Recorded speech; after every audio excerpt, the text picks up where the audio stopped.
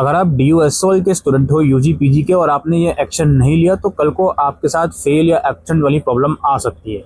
क्या सारा माजरा है, आइए समझते हैं।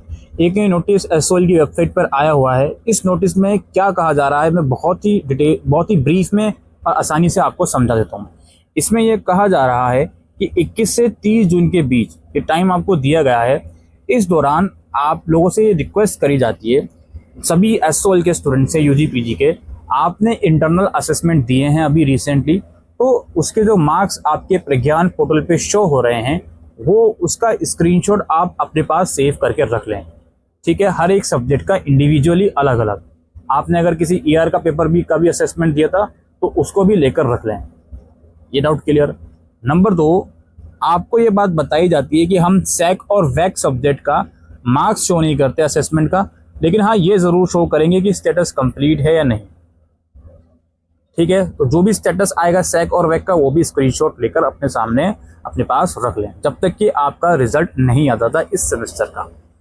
इसके अलावा ये लोग बोलते हैं कि अगर आपका किसी सब्जेक्ट का स्टेटस अवेलेबल आता है, कंप्लीट नहीं आता, तो उसे इमीडिएटली वहाँ पे अटेम्प्ट कर लें अगर अटेम्प्ट करने का ऑप्शन आ रहा है तो। इस पॉइंट को और इजी वे में समझा देता हूँ। अभी रिसेंटली सेकंड चांस दिया गया था यूजी वाले बच्चों को और शायद पीजी वाले बच्चों को तो दिया जा रहा है ऑलरेडी। अगर उस सेकंड चांस में भी वो असेसमेंट नहीं कर पाए किसी सब्जेक्ट का, तो उनसे रिक्वेस्ट है कि 21 से 30 जून के बीच जब आप अपना मार्क्स वगैरह चेक करोगे तो अगर किसी सब्जेक्ट का असेसमेंट पेंडिंग है और वहाँ पे अटेम्प्ट करने को आ रहा हो तो वो अटेम्प्ट कर लीजिएगा। सिंपल सी बात है। और फिर ये बोलते हैं कि जो स्क्रीनशॉट लेने वाली बात है, आपने अटेम्प्ट कर लिया या पहले करे थे, हर सब्जेक्ट का स्क्रीनशॉट जो मार्क्स शो हो रहे हैं वो आप ज़रूर लेकर रखें फ्यूचर रिकॉर्ड के लिए। 30 जून के बाद जो आपका डेटा है एग्जाम ब्रांच जाएगा रिकॉर्ड के लिए, रिजल्ट डिक्लेरेशन प्रोसेस के लिए, तो 30 जून से पहले ये काम कर लें। अगर कोई गड़बड़ी पाई गई, अगर आपको लगता है कि मार्क्स शो नहीं हो रहा है या कुछ भी आपको XYZ एरर आता है, स्टेटस इनकम्प्लीट शो होता है, कुछ भी एरर आता है, तो इस नोटिस के हिसाब से ये कहा जा रहा है कि आप ये कॉल ग्रीवेंस फॉर्म भर लें या इस हेल्पलाइन नंबर पे कांटेक्ट कर लें या ये SOL के नॉर्थ कैंपस में विजिट कर लें। लेकिन ये काम 30 जून या उससे पहले ही करें, क्योंकि उसके बाद डेटा आगे फॉरवर्ड हो जाएगा।